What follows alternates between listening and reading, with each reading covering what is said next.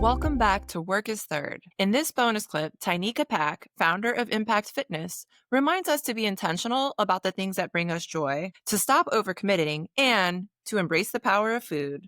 It's a joyful reminder that we have to rest just as hard as we work. Let's listen in. Yeah, we've already had such a long and rich conversation. So what I would like to do is ask you the 4 questions I ask every guest. Ooh, If you're ready. Okay. I'm ready. The first question is, what is something that it is easy for you to say yes to? Food. Okay. Same. Easiest for me to say yes to. Yes, food, because I am a big foodie, and time with family is easy for me to say yes to. So what then is it hard for you to say no to? Food. Double-edged sword.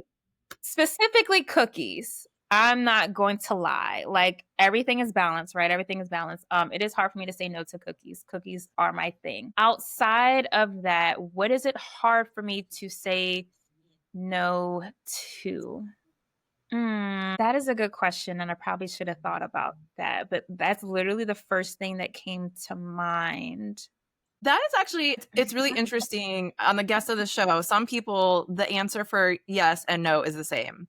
And for some people, it's different. And so for some people, it's even situational. Like there's somebody right now who's like, it's hard to say no to opportunities right now because she has momentum. And so like, she doesn't That want is to let good. that go, right? And I was like, oh, yeah, that totally makes sense. So yeah, it can totally be food and be food. Yeah. That actually is a good one. That actually is a good one. So kudos to whoever said that, because that's a good one. That's a good one. Yeah. I agree. And I was like, oh, yeah, I can feel that. I feel that too sometimes. Yeah. So then when it comes to, it sounds like you do a lot of things really well to take care of yourself, especially after your clients were like, you need a break. But when it comes to joy and rest and self-care and setting boundaries, what do you think you do really well? Want to say, just because I've had this conversation with a few clients, is actually identifying things that do bring me joy. I've asked this question to a couple of people, and they're just like, I don't know, like, what truly brings me joy. And I'm like, nothing that deals with work, outside of work. What truly gives you kid-like joy? I can name skating. I love skating. Literally, I went skating the other day and I almost cried because I'm just like, wow, like this literally brings me back. Baking a cake. Me and my grandma used to do it all the time. I would sit on the counter, all the things. So things that truly bring you joy. Can you even identify it? If you can, are you implementing it? So I think that identifying things that truly give me childlike joy and actually doing it. This is such a beautiful insight because I sometimes am surprised when I hear that people cannot say like, oh, I like this thing or this thing makes me happy. Because I'm just like, oh, what? Right? For me, like you said, with skating, which I also love. But for me, like, riding a bike and skating, movement, that freedom that you feel when you're on wheels, like to me is just, it is so joyful. And I don't even have to think twice about that. But there are folks who really struggle. So it's like you have to be able to say, like, what calls to your soul? Like, what makes you feel bubbly and effervescent inside? That's how I like to describe it. I love that. And even some of the people I asked, like, it end up being work related. Like, no, not dealing with work, not dealing with your business, like nothing. None For of that. you, the person. Yeah. Yeah. So thinking of that this kind of same themes, like around boundaries and joy and self-care, like where do you still experience challenge or have struggles? I will say this because I feel like I have experienced this recently. Hold on. That is a good question. Say the question one more time. When it comes to joy or self-care or setting boundaries or resting, or things that are related to these themes, where do you still have challenges? Oh, gosh, where do I still have challenges?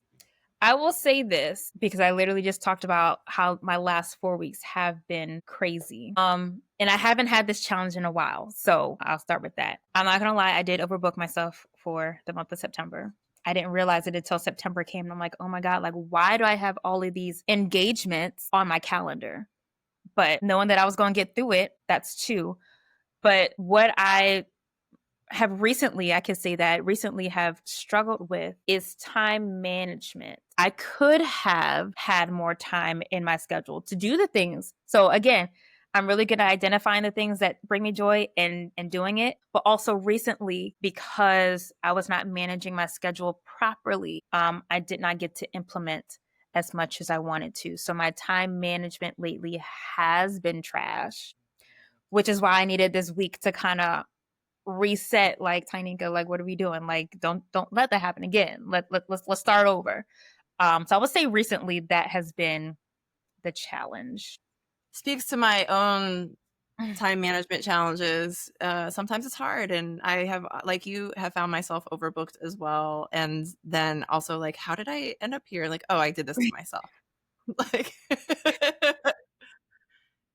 and one very important point that you raised, which is you can do really well, and challenges can pop up every now and then. And so you might go through a long stretch where you're managing your time really well, and then say a lot of opportunities come up and you start saying yes because it makes sense. And then you realize, like, oh, this is too much. And so just recognizing that the things that are challenges today may not always be challenges, but you have to be able to be in tune with yourself to know when that's happening. Absolutely. And then when it does, making sure that you're taking that time to pause and reset, which is what I'm doing this week. So I played hard in September, and you have to rest just as hard afterwards. So Rest just as hard. Yes.